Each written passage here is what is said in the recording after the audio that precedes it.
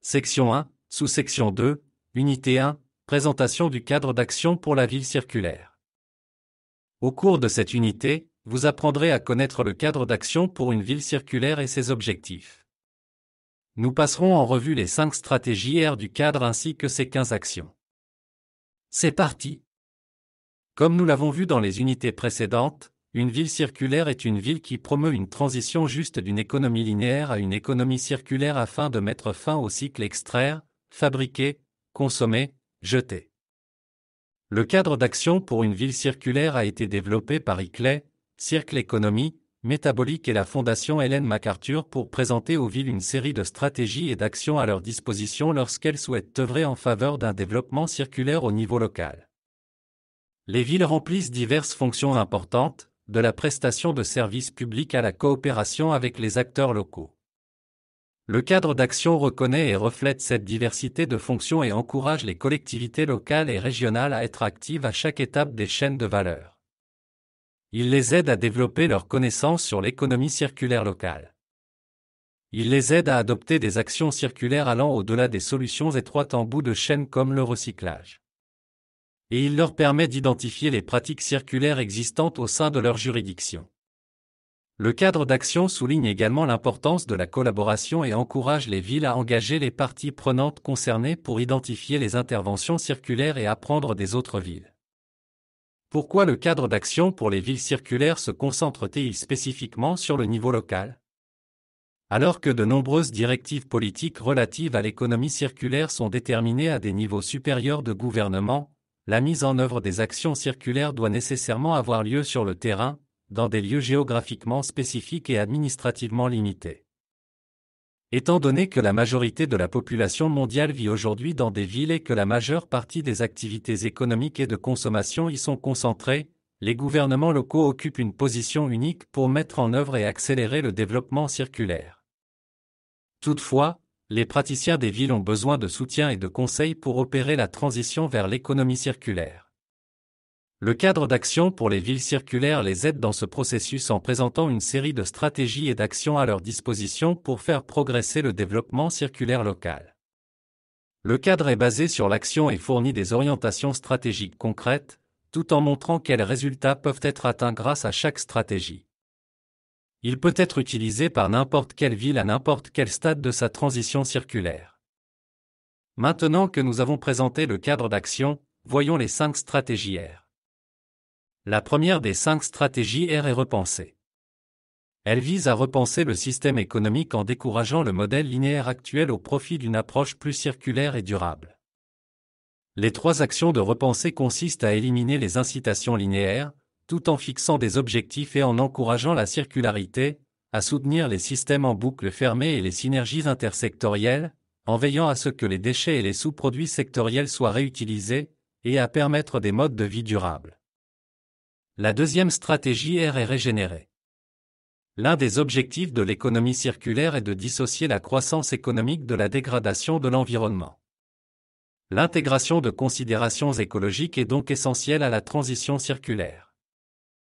Les 3 actions de Regenerat visent à garantir la vitalité écologique, économique et sociale des villes.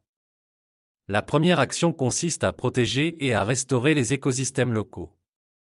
La deuxième consiste à promouvoir des solutions inspirées et soutenues par la nature. Enfin, la troisième action consiste à donner la priorité à l'utilisation des ressources renouvelables.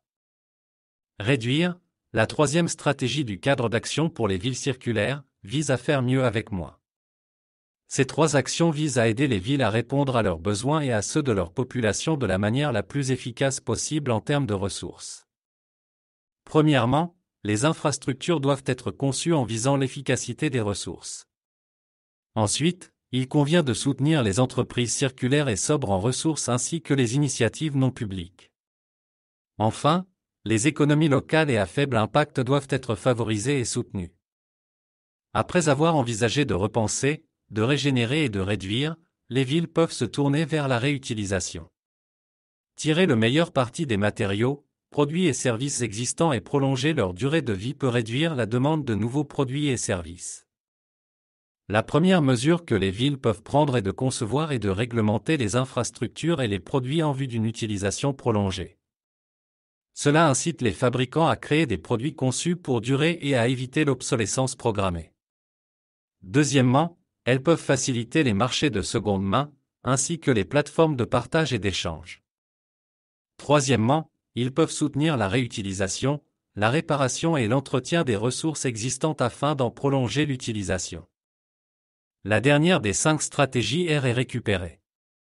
Les ressources qui ne peuvent pas être réutilisées peuvent néanmoins être récupérées, ce qui permet de ne pas perdre leur valeur et d'éviter la production de déchets.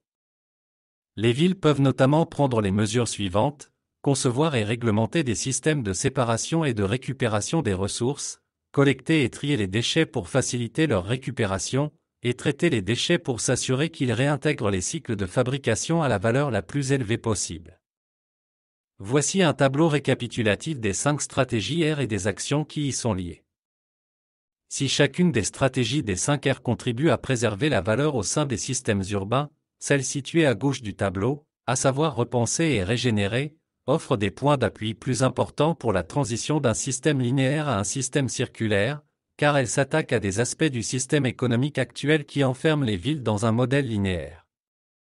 Par exemple, repenser inclut l'action éliminer les incitations linéaires et fixer des objectifs et des incitations pour la circularité. Les incitations linéaires actuelles font qu'il est difficile d'adopter un comportement en faveur de l'économie circulaire. Par exemple, si une entreprise n'a aucune obligation légale de traiter et de recycler ses eaux usées et qu'elle peut les rejeter librement dans les plans d'eau locaux, sans être pénalisée, elle le fera probablement, malgré les impacts environnementaux négatifs sur les écosystèmes locaux et sur les utilisateurs d'eau en aval. Pourquoi ? Parce que les coûts et les efforts nécessaires pour traiter et recycler les eaux usées de manière adéquate peuvent être considérablement plus élevés. Il faut donc proposer des incitations circulaires pour réduire ces coûts et ces efforts. Si nous examinons les stratégies R du côté droit, nous constatons qu'elles offrent moins de possibilités de changement de système, mais qu'elles sont plus faciles à mettre en œuvre, car elles peuvent être incorporées avec peu d'efforts dans les pratiques existantes. Par exemple, la deuxième action de la rubrique valorisation, collecter et trier les déchets pour faciliter la valorisation, s'appuierait sur l'infrastructure existante de gestion des déchets d'une ville et pourrait impliquer une campagne de sensibilisation pour encourager les consommateurs à trier leurs déchets ménagers à la source, ou l'introduction d'une phase de tri des déchets dans les installations municipales de traitement des déchets et dans les décharges. Dans le prochain module, nous examinerons plus en détail chacune des 5 stratégies R à l'aide d'exemples concrets d'études de cas. Pour l'instant, récapitulons ce que nous avons couvert dans cette unité. Nous avons appris que le cadre d'action pour les villes circulaires fournit aux villes des orientations stratégiques concrètes pour des interventions circulaires basées sur l'action. Ce cadre s'applique à toutes les villes, quelle que soit l'étape de leur parcours circulaire.